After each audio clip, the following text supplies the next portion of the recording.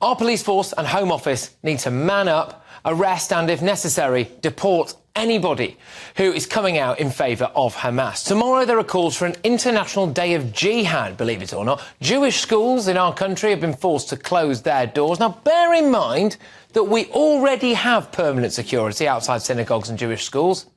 Why is that?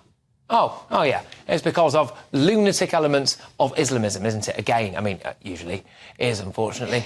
There are some sick people in this country, OK? So check this out. Here's some footage of posters that were put up of missing Jewish children. And just look at their little faces there on some of those posters. Now look at this, OK? We've got a clip here of what went on after those posters went up. Why don't you do something for Palestine? Why don't you... This is for Palestine. They're not mutually exclusive. It's children. It's children. It's innocent people. Okay, what about the children in Palestine?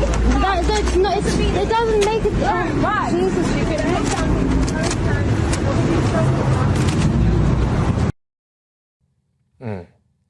This is for Palestine, they say.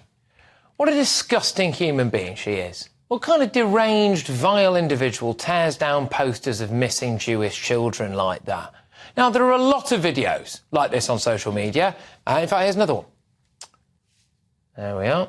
So we can see an individual walking up to a poster there. You've just seen it, rip it down and put it in a bin. Just going about their business. The thing is, well, all these people are young, you know, they're quite young. This is like a movement of the youth almost in this country, which I find even more concerning, I think. So we clearly have loads of people living in Britain who are anti-Semitic, I would argue.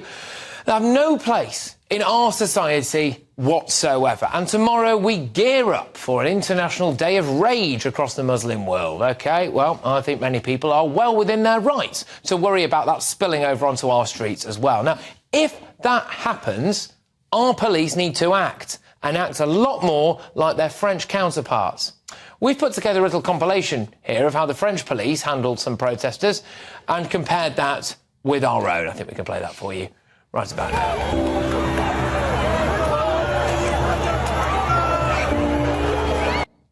Yeah, as you can see, that's the French police. They've got the water cannons out. Prior to this protest, which was a pro-Hamas protest, they'd issued a statement saying, we're going to ban it. Now, here's the English police getting shouted at by a baying mob as they walk through. Yeah, there we go. Big difference, isn't there?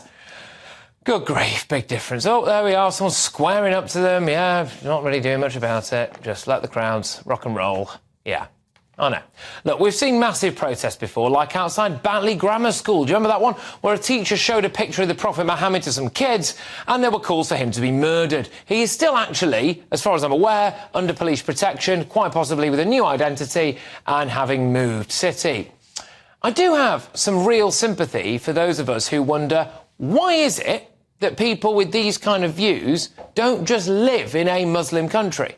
A country that operates under the religious laws that they clearly want everybody else to abide by. I'm just going to play this clip again now of this lady tearing down photographs of missing Jewish children. Why don't you do something for Palestine? Why don't you... This is for Palestine. They're not mutually exclusive. It's children. It's children. It's innocent people. Okay, what about the children in Palestine? That's not. It doesn't make it. Right. Jesus.